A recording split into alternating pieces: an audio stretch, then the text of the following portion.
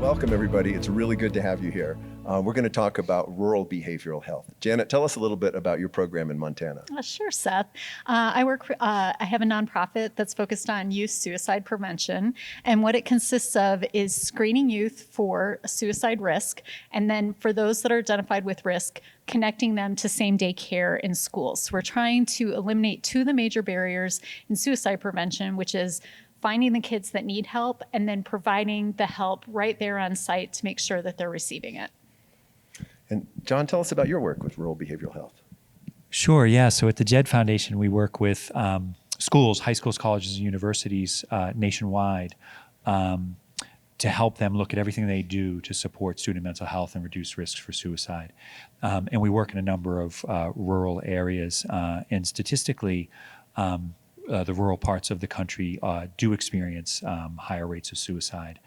So it is a priority of ours to be able to provide our services and to work in communities like Park County, Montana, where we're currently working together. What are you doing in Montana? Well, we're working at the county level on a project around youth mental health, very much a youth-centered project that includes the local schools, around strategies, to reduce stigma and to promote mental health and strengthen help-seeking behaviors in the community.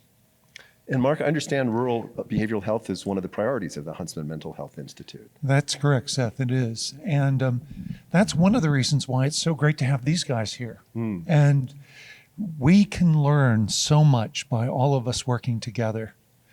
We have a number of initiatives going on in that area, but I really wanted to get back to some of the things that these guys were talking Please, go about. ahead. One of the things that was really cool about what Janet was talking about was something being frictionless. Frictionless. Yeah. So frictionless, let me think about that. So I think what we are really trying to do is listen to what communities need and then provide it to them, because without that sort of stakeholder buy-in, we're not going to be able to be successful implementing any type of programming, much less mental health programming, into these communities. So is that Well, that's part of part it, of it? but also what you guys have done, and I've looked at your material and data, is that you've been able to make it easy for someone to go from, oh, I can fill out this screen easily, and bang, get help. True.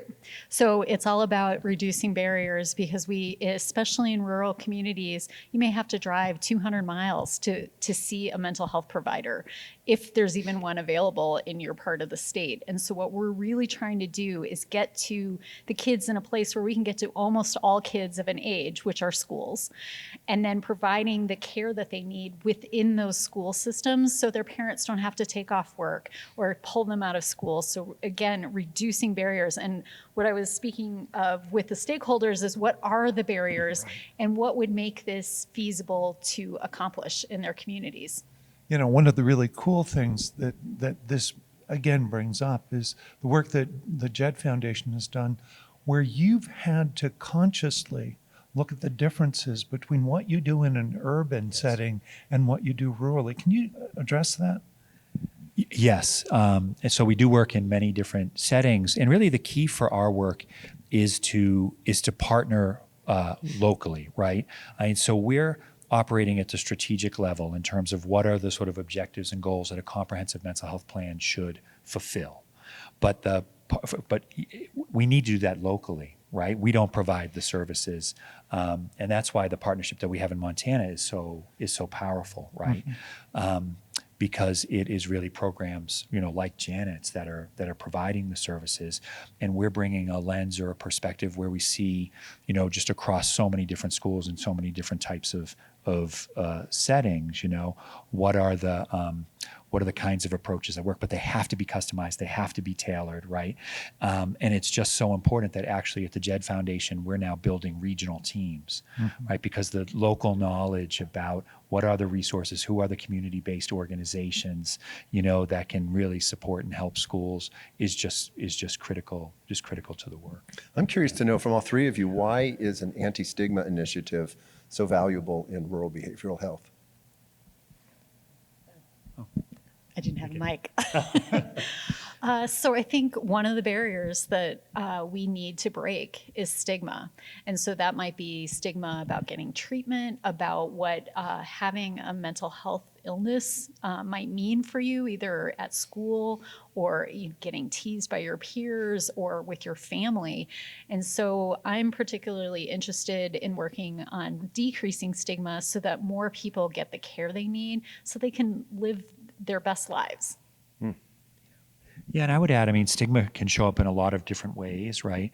So you may have some families that just feel that issues or challenges, should not be shared outside of the family, or they're worried that if they're shared with the school, that there might be some kind of negative ramification. So it's coming from a place of protection or of sort of an intent of protection.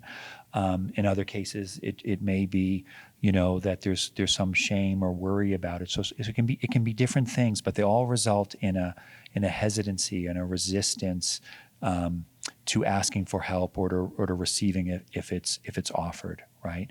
And so a lot of the work that we need to do really nationwide is around this idea of just understanding that we all struggle. And I think COVID helps us in this regard, right? Because who has not struggled in some way, creating this ethos that, help is available and help is helpful. And that's part of why Janet's program is so powerful, because help is frictionless, right? So it sort of fulfills that promise that, if you try it, you're going to benefit from it. And it's going to be relatively easy. And then that can create in a community almost like a word of mouth and a reputational value that's just really, really powerful.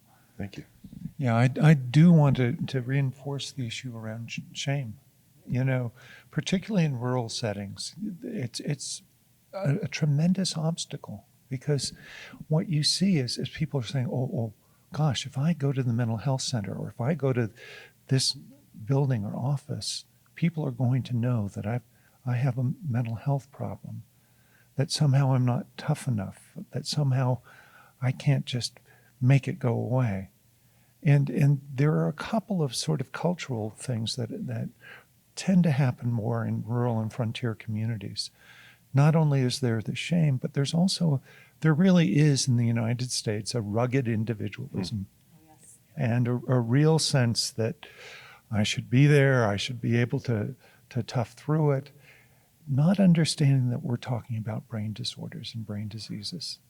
And so it really is imperative for us to eliminate stigma in these circumstances. But as you're saying, what is so important is engaging the community and creating community buy-in and helping them, and many times it's through our kids, helping them understand that we're talking about diseases of the most complex organ system in the body, not bad parenting, not a weakness in their personality.